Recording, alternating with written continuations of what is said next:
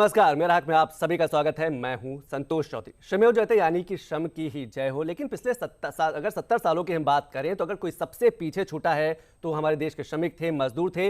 लेकिन पहली बार उन्हें असंगठित क्षेत्र से संगठित होने का मौका मिला है। ई श्रम कार्ड योजना के माध्यम से देश भर के लगभग 38 करोड़ से अधिक श्रमिकों को संगठित होने का एक मौका मिला है। और इसके साथ साथ सबसे खास बात यह है कि आने वाले दिनों में सरकार की तरफ से जो भी योजनाएं होंगी, सामाजिक सुरक्षा की जो भी योजनाएं होंगी, उन तक पारदर्शिता के साथ पहुंचेंगी। श्रमिकों को उनका हक, उनका अधिकार मिलेगा। उनको एक कार्ड दिया जाएगा। इस कार्ड की सबसे खास बात यह भी होगी कि अगर वो दूसरे राज्यों में काम करने जाते हैं तो वो उन्हें अपने कौशल के आधार पर, उनके सक्षम के आधार पर उन्हें काम करने का मौका मिलेगा। तो आज इसी विषय पर बात करेंगे। ई श्रम कार्ड योजना के माध्यम से श्रमिकों के जीवन में कितना बदलाव आएगा, कैसे उन तक उनके हक, उनके अधिकार पहुंचेंगे, और सबसे जरूरी बात कि पारदर्शिता कैसे उन तक पहुंचेगी। इस विषय पर बात करने के लिए हमारे साथ तीन बहुत ही महत्वपूर्ण खास मेहमान, उनका हम परिचय करा दें। हमारे साथ शमीम अख्तर जी हैं, डिप्टी लेबर कमिश्नर हैं, यूपी सोशल सिक्योरिटी बोर्ड से जुड़े हुए हैं। इसके साथ साथ हमारे जो दूसरे खास मेहमान हैं सार्थिक सचदेवा जी हैं, वाइस प्रेसिडेंट हैं, कॉमन सर्विस सेंटर से जुड़े हुए हैं। और तीसरे जो खास मेहमान हैं मदन जयरा जी हैं, वरिष्ठ पत्रकार हैं, हिंदुस्तान के ब्यूरो चीफ भी हैं। आप तीनों मेहमानों का हमारे कार्यक्रम में स्वागत। और सबसे पहले शुरुआत शमीम जी मैं आपसे ही करना चाहूंगा कि कई बार प्रयास किए गए हैं कि असंगठित क्षेत्र के जो मजदूर हैं, जो श्रमिक हैं, उनको संगठित करने का, लेकिन ये हो नहीं पाया। क्या आपको लगता है कि ये जो ई श्रम कार्ड योजना है या ई श्रम पोर्टल के माध्यम से जो रजिस्ट्रेशन होगा, इससे श्रमिकों के जीवन में काफी बदलाव आएगा? यकीनन इससे जो असंगठित क्षेत्र के मजदूर हैं उनकी जिंदगी में बहुत बड़ा बदलाव आने का एक रास्ता खुल गया है। जी बिल्कुल, एक रास्ता खुल गया है। श्रमिकों को संगठित होने का मौका मिला है, उनके हक उन तक पहुंचेंगे। मैं बात कर मदन जयरा जी, कितना बदलाव देखते हैं अगर खास तौर से हम ग्रामीण क्षेत्रों में बात करें, जहां मनरेगा के मजदूर हैं, जो सड़क बनाने वाले मजदूर हैं, उनका आपको लगता है कि उनके जीवन में काफी बदलाव आएगा और ट्रांसपेरेंसी भी बढ़ेगी? देखिए, 3-4 किस्म के जो असंगठित क्षेत्र के मजदूर हैं, जो ऐसे हैं जिनको बहुत ज्यादा मदद की जरूरत है। जैसे आपने खुद ही बताया कि जो कृषि क्षेत्र में मजदूर काम करते हैं, या जो ग्रामीण क्षेत्र में मेहनत मजदूरी करते हैं, दूसरे जो घरों में कामकाज करते हैं, जो मजदूर घरों में काम करते हैं, तीसरे जो एक अपना जो रोजगार करते हैं, जैसे रेहड़ी ठेले पटरी वाले ये मजदूर हैं। इसके अलावा जो निर्माण कार्य में जो मजदूर लगे हैं, वो भी एक ऐसे मजदूर हैं जो बहुत ज्यादा संवेदनशील हैं, जिनको काफी सामाजिक सुरक्षा की जरूरत है। तो मुझे लगता है कि अभी तक जो भी योजनाएं सरकारें चलाती थी, या समय समय पर जब भी कोई ऐसे प्रयास होते थे, मान लीजिए जब कोरोना के दौरान लॉकडाउन की नौबत आई, तो उस दौरान जो स्कीमें चलाई गई थी, तो उस समय सरकारों ने स्कीमें बहुत चलाई। पहले भी कुछ स्कीमें पहले भी चली, लेकिन समस्या ये आती थी कि किस मजदूर को मदद मिल पाएगी, किसको नहीं मिल पाएगी। बिल्कुल को मदद मिलती थी, कुछ को नहीं मिलती थी, क्योंकि कोई डाटाबेस नहीं होता था, कोई रिकॉर्ड नहीं होता था। ये मजदूर हैं, अभी 6 महीने यहाँ रहते हैं, 6 महीने दूसरे राज्य में चले जाते हैं, फिर बीच में कुछ टाइम मिलता है तो अपने गांव में चले जाते हैं, खेती बाड़ी के काम में। तो मुझे लगता है कि इनका जो एक इधर उधर जाने का, पलायन का, माइग्रेशन बहुत ज्यादा था। तो अगर एक डाटाबेस हमारे पास होगा, और जैसा कि मैं देख रहा हूँ पिछले 26 अगस्त को ये पोर्टल लॉन्च हुआ था, और आज 82 लाख मजदूरों ने उस पर अपना पंजीकरण करा लिया है, और 38 लाख मजदूरों का, 38 करोड़ मजदूरों का पंजीकरण होना है। तो मुझे लगता है कि अगर कोई डाटाबेस सरकार के पास रहेगा, तो सरकार की जो योजनाएं हैं, जो भी योजनाएं सरकार शुरू करेगी, जो पुरानी योजनाएं हैं, उनका भी फायदा मिलेगा। और भविष्य में उस डाटाबेस को एनालाइज करके सरकार ये भी देख पाएगी कि इनके लिए और क्या कुछ किया जा सकता है। ये बड़ा सवाल है। सार्थिक सचदेवा जी, जैसे कि हम सभी जानते हैं कि देश भर में लगभग 4 लाख से अधिक कॉमन सर्विस सेंटर हैं, जो ग्रामीण क्षेत्र और शहरी क्षेत्रों में लगातार काम कर रहे हैं, और इनकी बड़ी भूमिका होगी ई कार्ड, ई पंजीकरण को लेकर, श्रमिकों के पंजीकरण को लेकर। एक श्रमिक क्या क्या दस्तावेज लेकर जाए ताकि उसका पंजीकरण हो जाए और आने वाले दिनों में जो भी सरकारी योजनाएं हैं उसका लाभ मिल सके? तो कॉमन सर्विस सेंटर गांव में ऑलरेडी अवेलेबल है, लोग उनको अच्छे से जानते हैं, लोग वहां पे जा रहे हैं। जो कॉमन सर्विस सेंटर वाला आदमी है, वो जो श्रमिक है, उनको बता भी रहा है कि किस तरीके से इसमें रजिस्ट्रेशन कराना है। आपने पूछा कौन कौन से दस्तावेज लेके जाने हैं, तो बड़ा सिंपल सा मिनिस्ट्री ने इसमें जो प्रावधान रखा है। सिर्फ आधार नंबर आप लेके जाइए, आधार नंबर से अपने आप को ऑथेंटिकेट करिए। आपका बैंक अकाउंट अगर आधार से जुड़ा हुआ है तो आपको बैंक अकाउंट नंबर भी देने की जरूरत नहीं है। तो वो सारे टेक्निकल प्रोविजन उसमें ऑलरेडी अवेलेबल है। बहुत सिंपल सा एक रजिस्ट्रेशन है। एक बार रजिस्ट्रेशन अगर आपने करवा लिया तो बार बार इसमें रजिस्ट्रेशन करवाने की आवश्यकता नहीं है। सीएससी जो अभी सर ने बताया कि करीब 82 लाख लोगों ने अभी तक इसमें रजिस्ट्रेशन करवा लिया है। तो 80% से ज्यादा जो रजिस्ट्रेशन हुए हैं वो कॉमन सर्विस सेंटर्स पे लगे हुए हैं। कॉमन सर्विस सेंटर्स वाले, ना कि लोग वहां पे आ रहे हैं, बट कॉमन सर्विस सेंटर वाले लोग भी कैंप मोड में रजिस्ट्रेशन कर रहे हैं। शमीम जी, जैसे अगर हम जागरूकता की बात करें, अवेयरनेस की बात करें, तो ठीक 38 करोड़ का लक्ष्य है कि जो असंगठित मजदूर हैं उनको कार्ड के माध्यम से संगठित करने का प्रयास किया जाएगा। 82 लाख रजिस्ट्रेशन हो भी चुके। क्या आपको लगता है प्रचार प्रसार की भी जरूरत होगी ताकि जो श्रमिक हैं वो उनको पता चले कि ऐसी कोई योजना आई है और उसका वो लाभ उठा सके?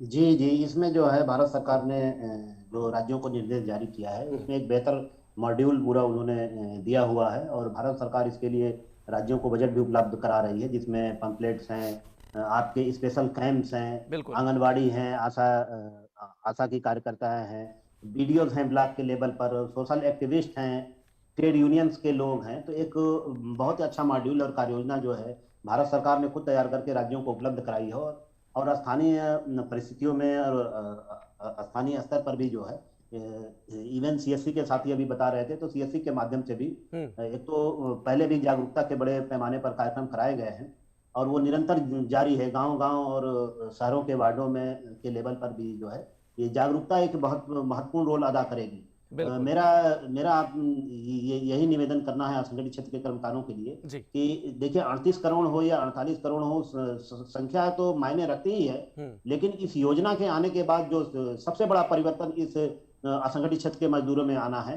कि किसी को भी समाज के मुख्य धारा में जोड़ना है और उसके जीवन में एक बेहतर बदलाव लाना है, तो आप उसको जागरूक कर दीजिए। और ये ई श्रम कार्ड जो है मजदूरों को उनका हक दिलाने के लिए उनको जागरूक करने का जो काम सरकार ने जो बीड़ा उठाया है, यह अत्यंत महत्वपूर्ण कार्य है, और आने वाले दिनों में यही श्रमिक और इनका परिवार और इनके बच्चे भी इस देश के विकास में लिए महत्वपूर्ण भूमिका अदा करेंगे। मदन जी, क्या कहा जा सकता है कि जो ई श्रम कार्ड आने वाले दिनों में बनेगा या जो श्रमिक बनवा रहे हैं वो योजनाओं और उनके बीच एक सेतु का काम करेगा, एक पुल का काम करेगा?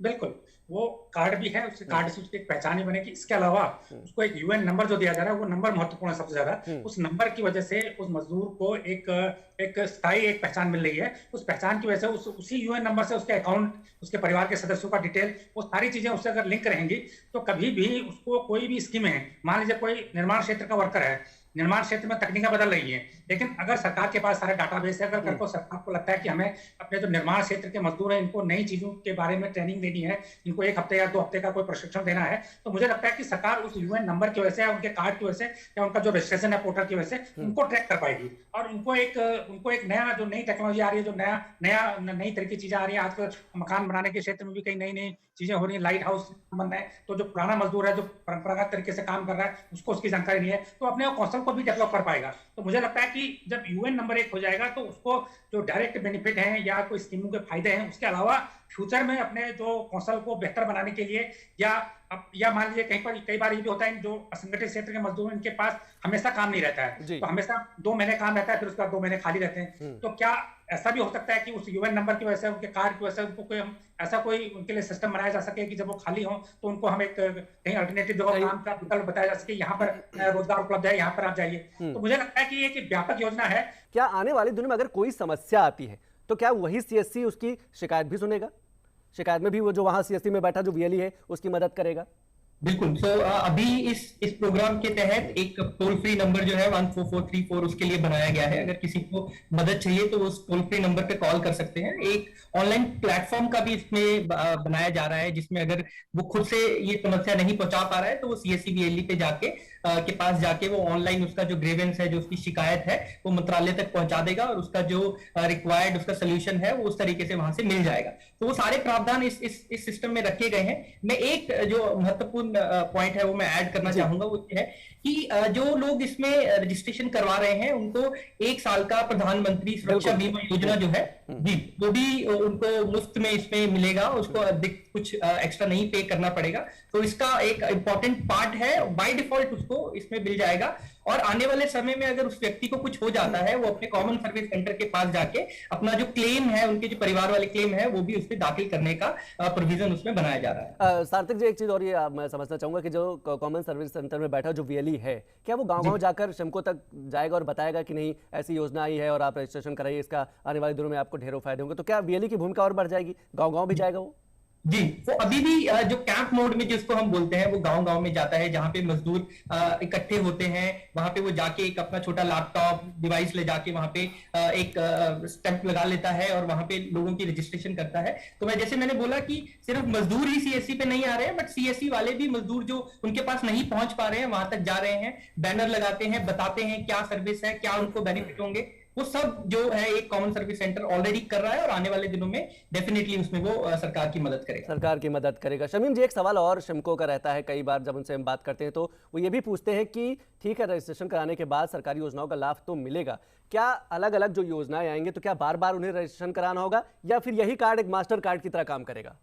नहीं, अभी ये जो ई श्रम कार्ड पर का रजिस्ट्रेशन हो रहा है, तो जैसा मेरी जानकारी है और बताया गया है भारत सरकार के विभिन्न बैठकों में जी, कि जैसे ही किसी का रजिस्ट्रेशन हो जाता हो तो वो 1 साल के लिए वैलिड रहेगा और 1 साल के बाद वो जो भी मोबाइल नंबर दिया होगा उसने तो उस पर एक मैसेज आएगा और उसको एस करने के बाद ही वो ऑटो ही उसका जो है रिन्यूअल हो जाएगा। और जो इसकी जो सबसे खास बात है कि इसमें कोई फीस नहीं है, इसकी कोई फीस नहीं है। ग्रीवाम सिस्टम के बारे में अभी आप सीएससी के साथी से पूछ रहे थे, तो ग्रीवाम सिस्टम में 2 तरह की व्यवस्था बनाई गई है। पहली व्यवस्था यह है कि जो एक टोल फ्री नंबर की आपने बात की, तो एक तो टोल फ्री नंबर पर ही बात कर ही सकते हैं और ग्रीवाम सिस्टम में ईमेल के माध्यम से भी 2 ईमेल के आईडी उन्होंने जारी किए हैं। और जो दूसरी सबसे खास बात है कि इसको ग्रीवाम सिस्टम को जो है भारत सरकार का जो दिशा निर्देश है, गाइडलाइन है, वो 3 स्तरों पर ग्रीवाम रिडेशन सिस्टम को जो है डेवलप किया जा रहा है। एक तो स्टेट के जो सोशल सिक्योरिटी बोर्ड के ऑफिसेज हैं, हर स्टेट के उसमें एक जो है हेल्पलाइन नंबर जारी किया जा रहा है और दूसरा जो है वो उत्तर प्रदेश और क्या पूरे देश के जिला स्तर पर भी स्पेशली श्रम विभाग के कार्यालयों में भी ये एक नंबर स्थापित किया जा रहा है कि जहां मजदूर स्थानीय स्तर पर भी अपनी शिकायतें कर सके। तीसरी बात जो सीएससी के साथी से आपने अभी पूछी थी, उसमें अगर अनुमति हो तो मैं ये कहना चाहूंगा जी बिल्कुल कि अभी जो जागरूकता की बात कर रहे हैं कि सीएससी के साथी क्या गांव तक जा रहे हैं कि नहीं, बेसिकली इसमें रजिस्ट्रेशन के 4 मोड हैं। पहला मोड तो एक सीएससी है, दूसरा अभी भारत सरकार ने अभी 2 दिन पहले ये आदेश किया है, भेजा है सभी देश भर के सभी प्रदेशों को कि जो स्टेट के अपने सीएससी हैं उनके माध्यम से भी रजिस्ट्रेशन प्रारंभ कराया जाए। अच्छा। और हाँ, जैसे उत्तर प्रदेश में हमने स्टार्ट कर दिया। तीसरा जो महत्वपूर्ण केंद्र है, हर जिले के जनपद के श्रम कार्यालयों को भी इसका केंद्र बनाया गया है इसके साथ साथ। और जो चौथा सबसे महत्वपूर्ण बात है जो श्रमिकों को बताने की है कि अगर आप सीएससी पर नहीं जाना चाहते, लेबर ऑफिस नहीं जाना चाहते या स्टेट के सेवा केंद्र पर नहीं जाना चाहते, तो अपने खुद के मोबाइल से भी इंटरनेट का अगर कनेक्शन है तो आप घर बैठे भी ई श्रम पोर्टल पर बहुत ही आसानी के साथ अपना पंजीकरण जो है ये कर सकते हैं। तो जितनी तरह की आसानियां इस ई श्रम कार्ड को बनाने में के लिए जरूरत थी, पूरे देश के राज्यों से सलाह लेकर के ये पोर्टल बनाया गया है और ये कि बहुत ही आसानी से इस पर पंजीकरण हो जाता है। बिल्कुल आसानी से पंजीकरण हो जाता है। मदन जी, जैसे कि शमीम जी इशारा कर रहे हैं कि 4 तरीके हैं किसी भी श्रमिक, किसी भी मजदूर को का पंजीकरण कराने के लिए, आपको लगता है कहीं अभी अवेयरनेस और बढ़ाने की जरूरत है ताकि श्रमिक को यह पता रहे कि 4 तरीके से वो अपना ई रजिस्ट्रेशन करा सकता है, ई श्रम कार्ड का फायदा ले सकता है? मुझे लगता है कि इसमें मीडिया, सोशल मीडिया की भी भूमिका काफी अहम हो जाएगी। नहीं, मुझे इसमें एक और व्यवस्था होनी चाहिए जिसपे शायद बात चल रही है, अभी कोई फैसला नहीं हुआ है। एक नियोक्ता को भी एक जो अधिकार दिया जाना चाहिए कि वो अपने श्रमिकों को उसकी जिम्मेदारी तय करनी चाहिए कि आपके पास अगर कोई ऐसा मतलब कोई मजदूर है जो संगठित क्षेत्र है, जिसको जो ईएसआई के दायरे में नहीं आता, जो ईपीएफओ के दायरे में नहीं आता, वो अगर आपके यहाँ काम करता है तो आप उसका रजिस्ट्रेशन कराएंगे। तो मुझे लगता है कि शायद बात चल रही है, क्योंकि जब जहां अगर 10 से ज्यादा श्रमिक होते हैं तो वो ईएसआई या फिर ईपीएफओ के दायरे में आ जाते हैं, लेकिन अगर 10 से कम श्रमिक है, मान लो किसी का 4 आदमी काम करते हैं तो 4 मजदूर काम है तो वो इसके दायरे में नहीं आते और असंगठित ही कहलाते हैं। तो मुझे लगता है कि वो जो नियोक्ता है, इसके अलावा कई बार ये भी होता है कि कोई कंपनी होती है, उसके पास मान लीजिए 100 आदमी काम कर रहे हैं, वो एक प्रॉपर काम कर रहे हैं, जो एक ऑर्गेनाइज सेक्टर संगठित क्षेत्र में काम कर रहे हैं, लेकिन उनके पास कुछ काम ऐसा भी होता है जो वो आउटसोर्स करते हैं, या वो जो काम ऐसा होता है जो कुछ समय के लिए होता है, जिसमें वो इस तरह के मजदूरों को जो असंगठित मजदूर हैं उनको लाते हैं। तो ये नियोक्ता की अगर जिम्मेदारी डाली जाए कि उसके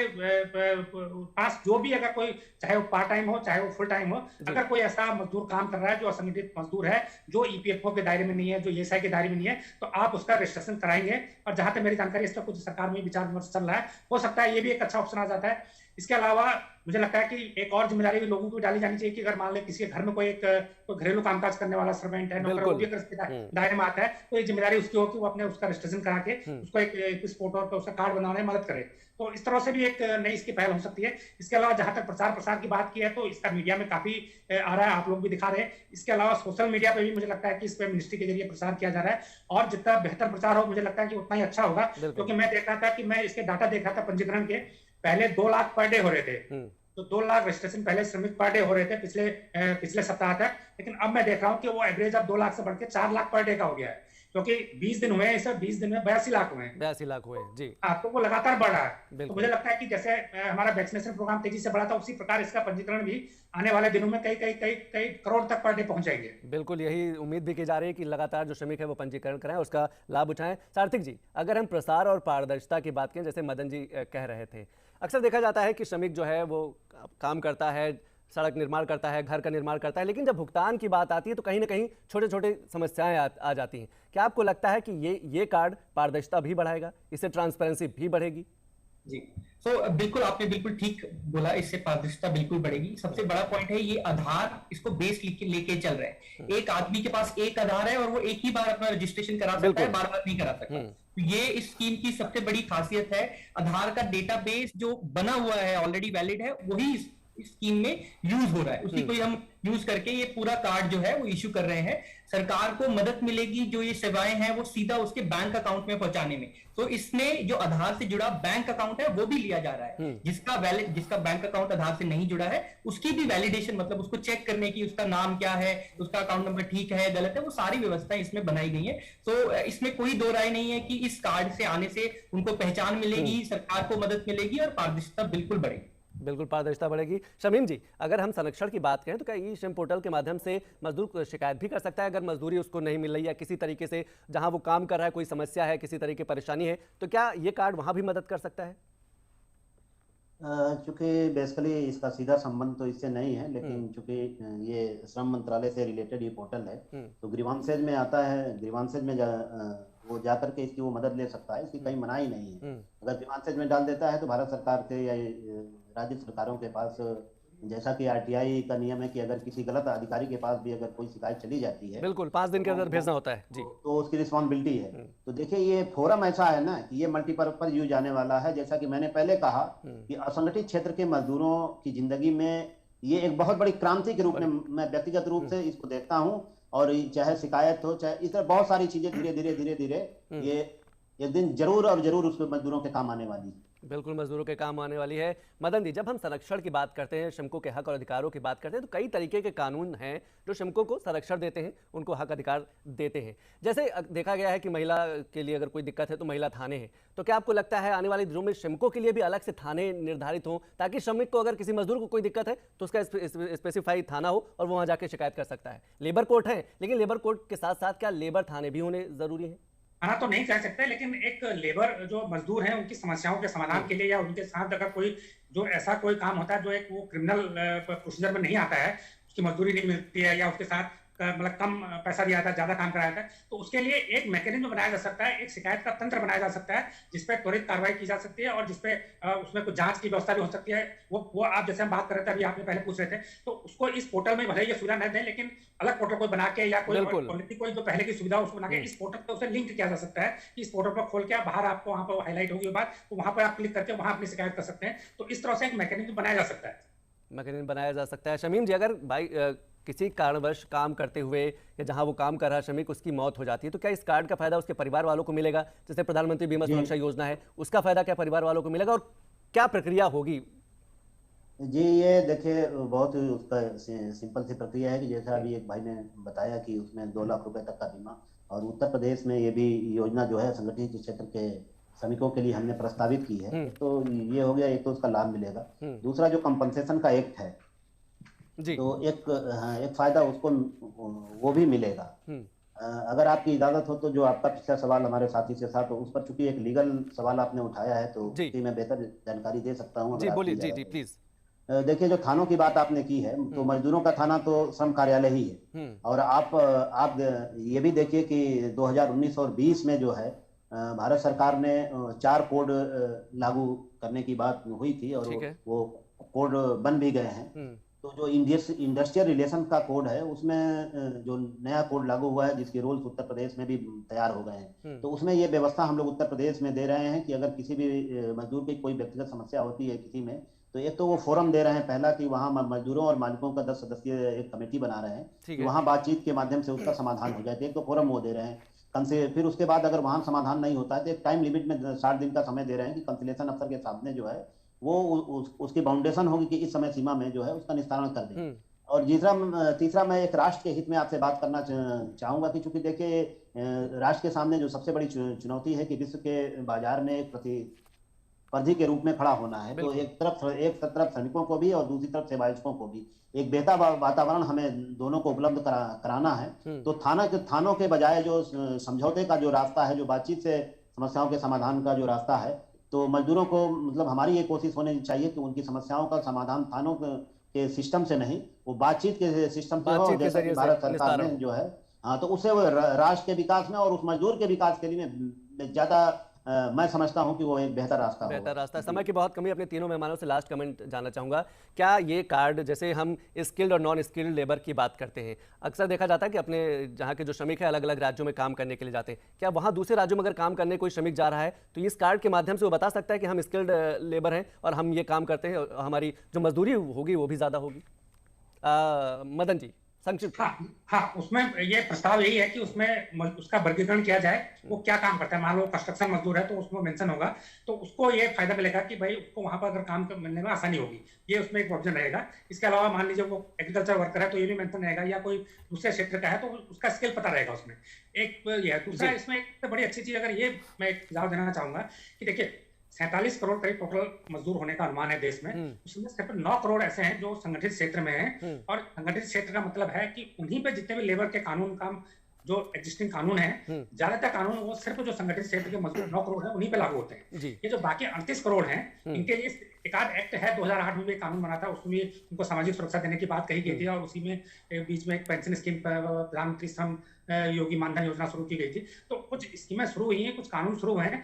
बेहतर स्थिति यही रहती है कि जो अभी श्रम कानून है, वो सारे श्रम कानून जो असंगठित क्षेत्र के मजदूर हैं, अगर वो उनपे भी किसी तरह लागू हो पाए, उनको भी उन सारे कानूनों का फायदा मिल पाए और उसके तहत जो योजनाएं उनका फायदा मिल जाए, तो मुझे लगता है कि भविष्य में सबसे बेहतर स्थिति तो वही होगी, सबसे अच्छी स्थिति वही होगी। शमीम जी, श्रम कार्ड ने एक पहचान दी है श्रमिकों को, आपको लगता है कि उनकी कुशलता के आधार पर उन्हें काम मिलेगा तो उनका आर्थिक स्तर और बेहतर होगा?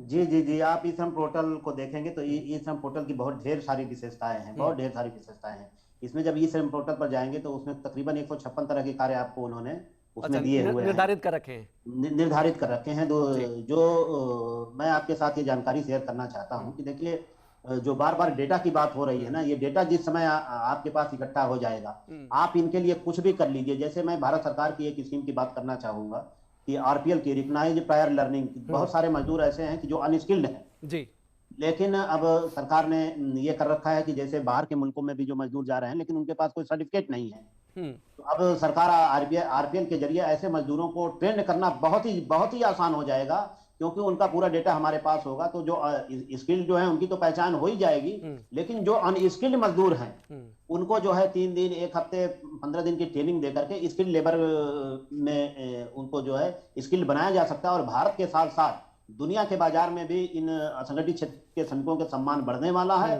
और इनको एक काम का बेहतर अवसर जो है ये मिलने का, ये रास्ता धीरे धीरे साफ होता जा रहा है, बेहतर अवसर मिलेगा। सार्थिक जी, जैसे कि शमीम जी ने कहा कि 156 हैं जो काम करने के जो तरीके हैं, जो काम है वो निर्धारित किए गए हैं कि वो श्रमिक कर सकते हैं। क्या कॉमन सर्विस सेंटर में जब कोई श्रमिक पहुंचेगा तो क्या उससे पूछा जाएगा, जो वीएलई है वो पूछेगा कि आप किस पे रजिस्ट्रेशन कराना चाहते हैं? क्या कोई ऐसी प्रक्रिया भी होगी? इन्फॉर्मेशन के लिए INF डालेगा, उसके जितने भी इन्फॉर्मेशन के रिलेटेड, टेक्नोलॉजी के रिलेटेड काम जो व्यवसाय हैं वो उसमें दिखने शुरू हो जाएंगे, और वो उसमें सेलेक्ट करके उसको उसका जो पंजीकरण है वो कर सकता है। मैं थोड़ा सा और CSC का रोल में ऐड ऑन करना चाहूंगा। ई श्रम में ऑफ कोर्स आप अगर एक मजदूर हैं, एक अनऑर्गेनाइज्ड वर्कर हैं, आप कॉमन सर्विस सेंटर पे जाइए, आपको सारी इंफॉर्मेशन वहां पे मिलेगी, आपका पंजीकरण जो है वो वहां पे किया जाएगा, आपको कार्ड वहां पे दिया जाएगा। अगर आपका OTP नहीं भी आधार से जुड़ा हुआ है, उनके पास डिवाइसेस हैं बायोमेट्रिक, वहां पे जाके आप कर सकते हैं। जितनी भी जो इसके बाद अगर कुछ आपको हो जाता है, आपके परिवार के लोग हैं वो भी CSC की सहायता से वो क्लेम डाल सकते हैं। उसमें जो अनऑर्गेनाइज्ड वर्कर है, अगर उनको किसी तरीके से कोई पैसे विड्रॉ करने हैं, वो फैसिलिटी भी CSC पे अवेलेबल है। जो मेरे मित्र में जो है वो उन्होंने बताया कि बहुत सारी जो सेवाएं हैं वो इस ई श्रम से जुड़ेंगी, और सारी की सारी सेवाएं लेने के लिए भी PMSYM, सुरक्षा बीमा, वो सब कॉमन सर्विस सेंटर्स पे जो है वो अवेलेबल रहेंगी। तो कॉमन सर्विस सेंटर अनऑर्गेनाइज आने वाले समय में अनऑर्गेनाइज्ड वर्कर के लिए एक सिंगल शॉप स्टॉप होगा, जहां पे जितनी भी उनकी रिक्वायरमेंट्स हैं वो पूरी होंगी। जीवन की गाइडेंस की बहुत ज़रूरत है और हमें लगता है कि जो युवा हैं वो अच्छी भूमिका अदा कर सकते हैं, जो ग्रामीण हैं, जो किसान हैं, जो श्रमिक हैं, उनको गाइडेंस देने में। तो देश भर के जो असंगठित मजदूरों को हैं उनको संगठित करने का प्रयास किया जा रहा है। आप तीनों मेहमानों ने हमारे कार्यक्रम में शिरकत की, इसके लिए बहुत बहुत शुक्रिया। तो आपने देखा कि मेरा हक में आज हमने बात की कि कैसे असंगठित जो मजदूर हैं, असंगठित क्षेत्र के जो मजदूर हैं, उनको संगठित करने का प्रयास किया जा रहा है और इस श्रम कार्ड योजना के माध्यम से उनको सशक्त बनाने का प्रयास किया जा रहा है। और सबसे खास बात यह है कि अगर वो राज्यों से बाहर काम करने जाते हैं तो अपनी कौशल, अपनी क्षमता के आधार पर वो काम पा सकते हैं, उनका जो आर्थिक स्तर है वो भी बेहतर हो सकता है। तो आपको हमारा कार्यक्रम कैसा लगा हमें जरूर लिखेगा। हमारा पता है मेरा हक, कमरा नंबर 226, कॉर्पोरेट मार्ग, मंडी हाउस, नई दिल्ली 110001। हमें फोन कर सकते हैं। हमारा फोन नंबर है 23386947। अगर आप दिल्ली के बाहर से फोन करें तो दिल्ली का स्टडी कोड 011 लगाना मत भूलिएगा। आज के लिए बस इतना ही। नमस्कार।